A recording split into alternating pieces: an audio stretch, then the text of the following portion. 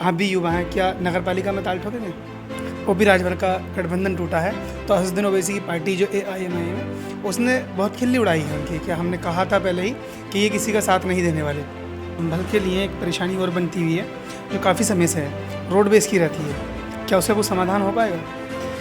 अगर आज वो हालात हो जाएंगे कि अगर हम आपस में लड़ेंगे तो कोई भी देश आकर हमसे कब्जा कर सकता है। इस चीज़ को पूरा देश पूरी दुनिया देख रही है कि हम लोगों के देश के अंदर किस तरह की घृणा की राजनीति चल रही है। इसलिए हमें आपस की राजनीति को बंद करके, घृणा को बंद करके प्यार मोहब्बत से रहना चाहिए। तो पड़ोस के देशों का एग्जाम्पल दे देंगे कि उससे तो हम आगे हैं। अगर आप बात करेंगे कि ये ऐसा बेरोजगारी बोले उससे ज़्यादा है, कम रुपया क्या बोले उससे ज़्यादा है। अरे बांग्लादेश हुआ, जब पाकिस्तान हुआ, ये इनसे हमारा मुकाबला है कब?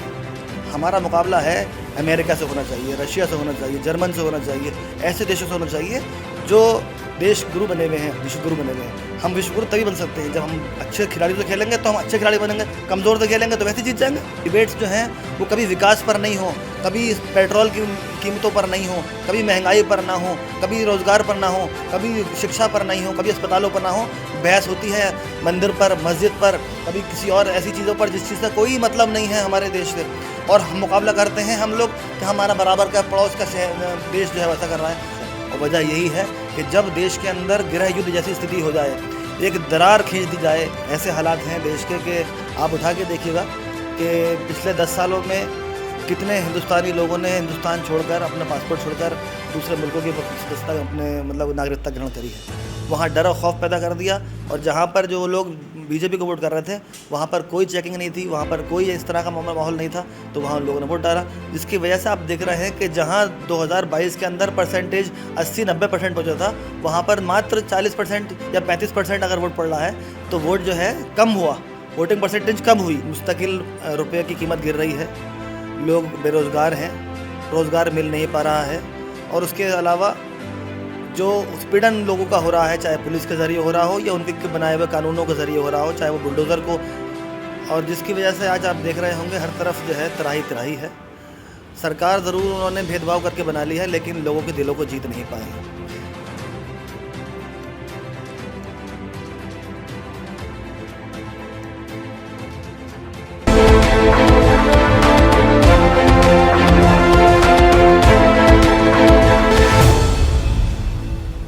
आदाब, नमस्कार। जनसोच देख रहे हैं आप। मैं मोहम्मद शाहरुख। आज हम उत्तर प्रदेश के ज़िला संभल के अंदर हैं और ज़िला संभल के विधायक जो 7वीं बार जीते हैं विधानसभा 33 से, उनके पुत्र यानी कि उनके बेटे और उनके प्रतिनिधित्व भी करते हैं सुहेल इकबाल साहब हमारे साथ हैं।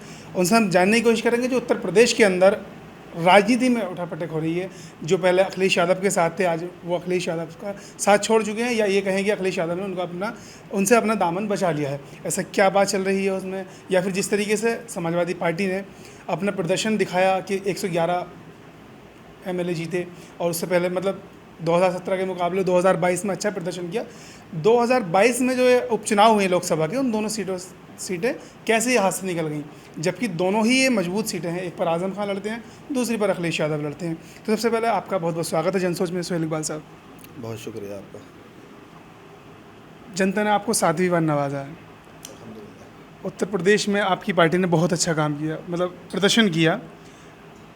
अखिलेश यादव ने अपने मंचों से कहा था कि लाल और पीला देख करके, यानी यूपी राजभर को और हमको देख करके लोग लाल पीले हो रहे हैं, लेकिन आज ऐसी क्या बात हुई कि वो पीला रंग हट गया, सिर्फ लाल लाल रह गया? देखिए, उत्तर प्रदेश का चुनाव 2022 में एक सोच थी, जनता की बदलाव चाहती थी, और उस बदलाव को लाने के लिए सभी विपक्ष के लोगों ने और ख़ास तौर से जनता ने, आम जनता ने अपनी पूरी ताकत लगाई थी। लेकिन कुछ ऐसे लोग जो चाहते हैं जो राजनीति सिर्फ धर्म जात की करी जाए, विकास का नामो निशान मिटा दिया जाए, लोगों को बेरोज़गार छोड़ दिया जाए, महंगाई बढ़ रही हो तो उस पर कोई चर्चा ना की जाए, और उसके साथ साथ जो भेदभाव एक दरार खींची गई है उस दरार को और गहरा करके सिर्फ अपनी सत्ता हथला ली जाए, कुर्सी पर अब बैठ के जो है लोगों के ऊपर मनमाने तरीके से राज करा जाए। उन लोगों ने इस तरह की भावनाओं को भड़काया कि लोग गुमराह हो गए। क्योंकि इन 5 सालों के अंदर जो सरकार उन्होंने चलाई थी और जो उन्होंने वादे किए थे लोगों से, जो एक उम्मीद जताई थी जनता के बीच में, उस उम्मीद पर सरकार ने काम नहीं कर पाई और विकास को उसने जो है कहीं ना कहीं गड्ढे में डाल दिया और प्रदेश जो है वो बहुत पिछड़ गया। और जिसकी वजह से आज आप देख रहे होंगे हर तरफ जो है तराही तराही है। सरकार ज़रूर उन्होंने भेदभाव करके बना ली है, लेकिन लोगों के दिलों को जीत नहीं पाए हैं। और सरकार बने हुए आज तकरीबन 100 दिनों से ऊपर हो चुके हैं, लेकिन आप देख रहे होंगे कि मुस्तकिल रुपए की कीमत गिर रही है, लोग बेरोज़गार हैं, रोज़गार मिल नहीं पा रहा है। और उसके अलावा जो उत्पीड़न लोगों का हो रहा है, चाहे पुलिस के ज़रिए हो रहा हो या उनके बनाए हुए कानूनों के ज़रिए हो रहा हो, चाहे वो बुलडोज़र को लाकर वो ना लोगों के लिए नए नए तरीके से डराने का काम कर रहे हों, या आजकल देख रहे हैं आप ये रिक्शा वालों को परेशान करा जा रहा है। मतलब रोज़गार जहाँ पे भी है उसको छीना जा रहा है, रोज़गार देने का अवसर नहीं खोले जा रहे हैं। जहाँ तक बात लाल और पीले की थी, हम सब लोगों का चाहना यही था, जो सेकुलर लोग थे, कि अच्छी सरकार बने और उस अच्छी सरकार के अंदर सेकुलर लोग बैठें और जनता के लिए काम करें। और उस पर सभी लोगों ने काम किया, सब लोगों ने मेहनत करी। लेकिन चूँकि आप सत्ता उस वक्त सत्ता से पहले चाहते थे, सत्ता के अंदर रहकर सत्ता के अंदर जाना चाहते थे सत्ता बनाकर, लेकिन जब सत्ता नहीं मिल पाई है तो मंसूबे बदल सकते हैं कुछ लोगों के। हमारी सोच जनता के साथ है, जनता के प्रयासों के साथ है, जनता के विकास के साथ है और जनता के भविष्य के साथ है। हम उसके साथ ही रहकर जनता के साथ खुश हैं। कुछ लोग सत्ता को हम शायद पाने के लिए कोई नया रास्ता तलाश रहे हों, तो वो उनकी अपनी मर्जी रहती है। लेकिन ये है ना कि जब उपचुनाव हो रहे थे उसके उस वक्त भी कहा था कि ऑफिस में रह करके, इसी कमरों में रह करके ओपी राजभर ने ट्वीट भी किया था, अपना बयान भी दिया था कि इस तरीके से राजनीति नहीं होती, सड़क पर उतरना पड़ता। अखिलेश यादव सड़क पर दिखाई नहीं दिए। देखिए, ये तो राजनीति का पहला उसूल ये है कि जब सरकार बनती है तो सरकार को 6 महीने देने चाहिए कि सरकार जिन मैनिफेस्टोज़ को उन्होंने बताकर जनता के बीच में गई थी, अब उन 6 महीनों में अगर वो मैनिफेस्टोज़ लागू होते हैं, लोगों के हित में काम होता है, तो जनता जो है उसकी तारीफ़ करेगी। हम तो उनके प्रतिनिधि हैं ना जनता के। जब जनता की आवाज़ उठेगी इनके ख़िलाफ़, या उन्हें लगेगा कि हाँ अच्छा काम कर रही हैं, तो जनता के अनुसार हम लोग काम करेंगे। कि पहले दिन ही हम सड़कों पर आ जाएं। उनका ये कहना कि हम सड़कों पर आएँ, ये एक उनकी सोची समझी बात हो सकती है, लेकिन जनता ने जो जनमत दिया है उसको कम से कम 6 महीने का टाइम देकर सरकार को दिखाना चाहिए कि सरकार ने 6 महीने का टाइम पूरा कर लिया है, उस पर जनता की हथों में इतनी खरी उतरी है। उसके बाद हम लोग सड़कों पर आएंगे। और उसके अलावा आप देख रहे होंगे कि सड़कों पर आने के लिए जैसे ही हम लोग अगर सरकार के जो उनके नापाक इरादे होते हैं, जो उनके अधिकारी गलत काम कर रहे होते हैं, या फिर जो भी गलत नीतियाँ हो रही होती हैं, इनके खिलाफ़ बात करते हैं तो उनके खिलाफ़ मुकदमे लगा दिए जाते हैं। तो सरकार भी नहीं चाहती कि कोई धरना या कोई प्रदर्शन या कोई उनकी जो हमारे गलत नीतियाँ चल रही हैं उनके खिलाफ़ जनता जो है वो उनको आईना दिखा सके। तो वही काम वो कर रहे हैं कि तो फिर इस हिसाब से विपक्ष सड़क पर आएगा नहीं, क्योंकि केस लग जाएंगे विपक्ष पर, फिर जनता का काम कौन करेगा? ठीक है, मैंने ये नहीं कहा कि केस, मैं कह रहा हूँ कि ये उसकी डर की वजह से शायद जो है ये उधर जा नहीं सकते हैं कि सरकार जो है जुल्म कर रही है, ज़्यादती कर रही है, तो वो उसके खौफ से हम तो डर नहीं रहे हैं। हम तो सरकार को मौका दे रहे हैं कि आप अपना वक्त जो आपने मांगा है पब्लिक से 5 साल का, उस वक्त के अंदर अच्छे काम कीजिए, और अगर नहीं करेंगे तो हम सड़कों पर उतरेंगे। लेकिन उसके लिए कुछ वक्त देना चाहिए सरकार को काम करने के लिए। हमने बताया ना 100 दिन के अंदर उन्होंने जो काम किया है वो किस तरीके से जनता उससे परेशान है। अब इसको लेकर हम जनता के बीच में जाएंगे, हमारा अभियान चल रहा है, सदस्यता बनाएंगे, हम लोगों को सदस्य बनाएंगे। सदस्य बनाने के बाद अपनी टीम बनाकर हम लोग जनता के बीच में जाएंगे। जनता की जैसी राय होगी और जो जनता के खिलाफ़ काम किए होंगे, उत्पीड़न हुआ होगा, उसको लेकर हम लोग अपना करेंगे सड़कों पर आने का अपना जो हमारा संघर्ष का काम होगा। अच्छा, जो ओपी राजभर बयान दिया था उससे कहीं ना कहीं खामियाजा क्या उपचुनाव में भी भुगतना पड़ा है? मतलब अखिलेश यादव ऑफिस से नहीं निकले, अपने एसी वाले कमरों से नहीं निकले। ये चीज़ तो उन्होंने बाद में कही है ना, जब उन्होंने देख गया कि है ना सब काम हो चुका है उनका, तो उन्होंने दिया बाद में। इस पहले तो सब साथ चल रहे थे अच्छा खासे। अखिलेश यादव लोकसभा चुनाव में कहीं उपचुनाव में कहीं दिखाई नहीं दिए, चाहे आजमगढ़ हो चाहे वो रामपुर हो, दोनों ही जगह हाथ लगी। देखिए, वहाँ जो हार हुई है वो किसी के आने और न आने की वजह से नहीं होती है। जनता ने अपना मन बना रखा था कि उन्हें वोट किसे देना है, लेकिन सरकार ने अपने पुलिस और प्रशासन की ताकत को पूरी तरीके से उस क्षेत्र के अंदर लागू कर दिया। आपने देखा रामपुर के अंदर जहां समाजवादी पार्टी के वोटर थे, वहां पर अतिरिक्त पुलिस बल लगाकर और वहां पर डंडा बजाकर लोगों के ऊपर यानी डंडा बजाकर उन्होंने जो है वहां पर ये दिखाया कि हम लोग जो है तुम सामने खड़े हुए हैं, तुम आओगे तो हम लोग तुम्हारे पर डंडा जा जाएंगे। वहाँ डर और खौफ पैदा कर दिया। और जहाँ पर जो लोग बीजेपी को वोट कर रहे थे वहाँ पर कोई चेकिंग नहीं थी, वहाँ पर कोई इस तरह का माहौल नहीं था, तो वहाँ उन लोगों ने वोट डाला, जिसकी वजह से आप देख रहे हैं कि जहाँ 2022 के अंदर परसेंटेज 80-90% पहुँचा था, वहाँ पर मात्र 40% या 35% अगर वोट पड़ रहा है तो वोट जो है कम हुआ, वोटिंग परसेंटेज कम हुई, लोगों ने वोट नहीं डाला। और उसकी वजह यही रही कि उन्होंने वहाँ पर जानबूझकर इस तरह का माहौल बनाया कि लोग वोट न डाल सकें और पोलिंग बूथ तक ना पहुंच सकें। और जो पहुंच गया उससे अतिरिक्त कि आप कागज़ दिखाइए, आप अपना फ़ोटो दिखाइए, आप अपना वोट उठाइए, इस तरह थोड़ी होता है। अगर कोई वोटर पहुंच रहा है तो उसको सहूलत मिलनी चाहिए। एक तरफ हम कहते हैं कि वोटर अपना वोट का अधिकार है, उनको जाएँ और जाके वोट डालें, और दूसरी तरफ आप डंडा बजा रहे हैं, खौफ दिखा रहे हैं सत्ता का। तो ये चीज़ जानबूझकर उन्होंने जो हमारे जो वरिष्ठ नेता थे, चाहे वो आज़म खान साहब थे, चाहे वो धर्मेंद्र यादव साहब थे, उनकी सीट हड़पने के लिए जानबूझकर इन्होंने ये माहौल बनाया था। अच्छा, उत्तर प्रदेश के अंदर AIM पार्टी भी आई, वो लगातार समाजवादी पार्टी से गठबंधन की बात करते रही। जब आप OP राजभर का गठबंधन टूटा है तो असदुद्दीन ओवैसी की पार्टी जो AIM है उसने बहुत खिल्ली उड़ाई है उनकी, क्या हमने कहा था पहले ही कि ये किसी का साथ नहीं देने वाले, और आपने मतलब आपकी पार्टी ने असदुद्दीन ओवैसी की पार्टी का साथ नहीं लिया। क्या ऐसा हो सकता है कि 2027 या 24 में साथ आ सकते हैं? कौन कौन? AIM और समाजवादी पार्टी। देखिए, ये ऊपर की बातें हैं, जो हमारे राष्ट्रीय नेतृत्व जो है वो इसको तय करता है। अगर आएगी तो, नहीं आएगी तो, ये हमारे राष्ट्रीय नेतृत्व का फैसला रहेगा, और जो उनका फैसला होगा हम उनके साथ रहेंगे। लेकिन इस वक्त हम लोग जनता के साथ हैं। जैसा जनता चाहेगी, जैसा जनता का रुख होगा, उसके रुख को देखते हुए हम लोग काम करते हैं और आगे भी वो काम करते रहेंगे। नगर निकाय के चुनाव आने वाले हैं, इसमें समाजवादी पार्टी का क्या प्रदर्शन रहेगा? देखिए, नगर निकाय का चुनाव जो होता है बड़ा व्यक्तिगत चुनाव होता है। चूँकि नगर पालिकाएँ ख़ास तौर से लोकल बॉडीज़ में काम करती हैं, वहाँ पे बहुत कुछ जो है आपस के ताल्लुकात, बिरादरीवाद, मोहल्ले गर्दी, आपस के जो है जो ताल्लुकात, रिश्तेदारियाँ, ये बहुत मैटर करती हैं। और आखिर में पार्टी का भी अपने आप में वर्चस्व निकलता है, आता है, और लोग अपने टिकट के लिए दावेदारी करते हैं। और हम लोग भी जहां अच्छे कैंडिडेट होंगे उनको मौका देने का काम करेंगे, ताकि अच्छे कैंडिडेट चुन के आ सकें और शहर का और नगर पालिकाओं का और नगर निगम का विकास हो सके। संभल में एक परेशानी ज़्यादातर रहती है रिक्शा पुलर की, कि चौराहे पर पुलिस नहीं खड़ा होने देती है, या उनको अब एक नया कोई कानून लेकर के आए हैं वो, कि उनका रजिस्ट्रेशन होना ज़रूरी है तभी वो चला पाएंगे। अब 300 रुपये की मजदूरी वो लोग करते हैं, अब रजिस्ट्रेशन कहाँ से लें?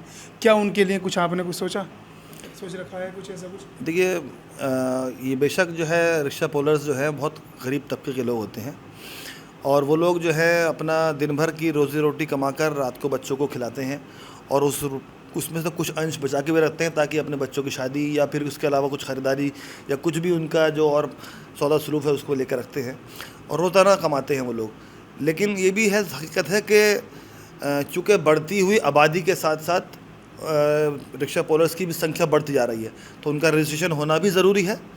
और उनके रजिस्ट्रेशन के अंदर जो सहूलत हो सकती होगी गाइडलाइन के साथ साथ, उसको कराने के लिए हम लोगों ने कहा है प्रशासन से। कुछ दिन पहले भी अभियान चला था, तो उसमें भी हमने अधिकारियों से बैठ के बात की थी। उन्होंने कहा था कि बहुत से रिक्शा वालों के रजिस्ट्रेशन नहीं है, रिक्शा के नंबर अलॉट नहीं है, उनके एरिया अलॉट नहीं है, सब जगह भागे फिर रहे हैं, और ज़्यादा होने की वजह से वो जाम भी लगाते हैं।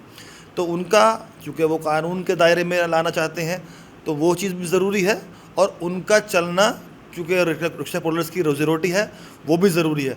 दोनों का बिठाकर, सामंजस्य बिठाकर हम काम करना चाहेंगे।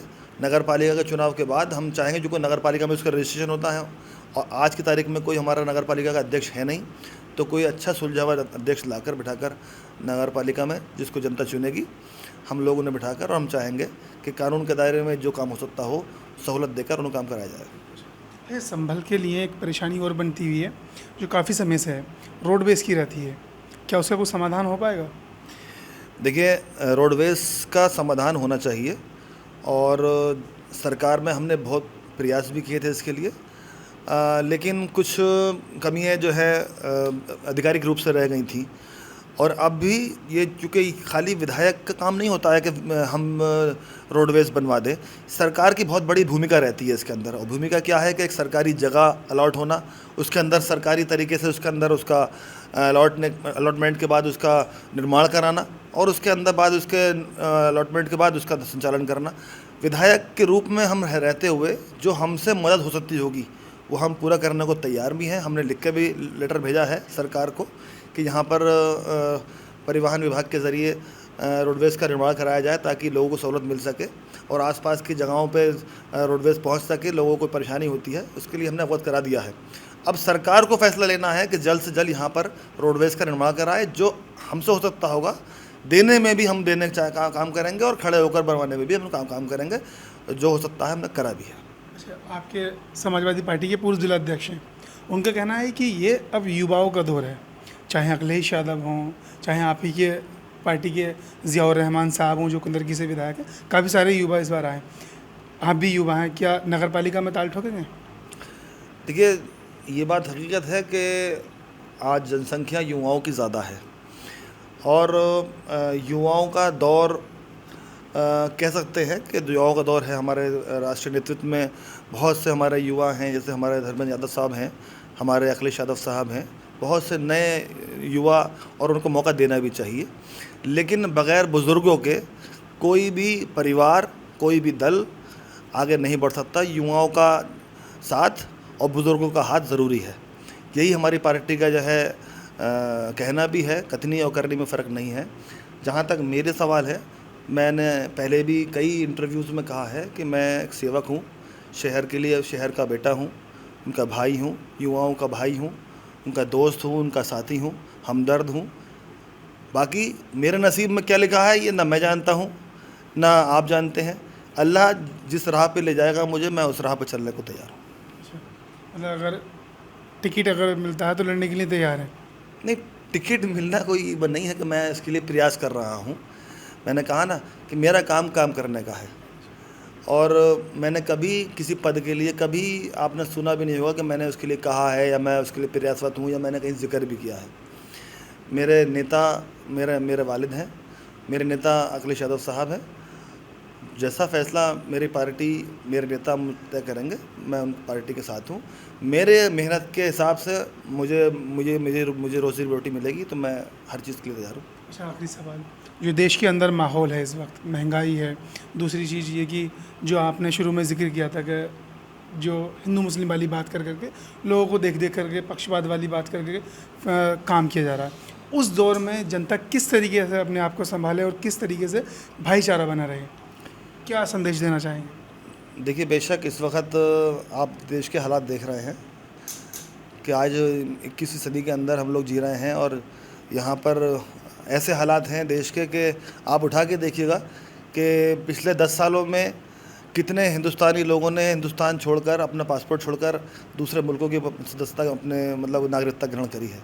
ये बहुत फ़िक्र के विषय है। बहुत से हमारे क्या कहते हैं बिल्डर्स, बहुत से हमारे देश के बड़े बड़े नामचीन लोग जो हैं देश छोड़कर दूसरे देशों में जाकर बस रहे हैं, आम नागरिक जाकर बस रहे हैं। व्यक्तिगत कभी कभी होता है कि कभी परिवार की वजह से, कभी कभी अपने व्यापार की वजह से आदमी नागरिकता बदल देता है, चला जाता है। लेकिन पहली मर्तबा ऐसा हुआ है कि हालात को देखते हुए हमारे देश के नागरिक जो है पासपोर्ट छोड़कर दूसरे देशों में जाना काम कर रहे हैं।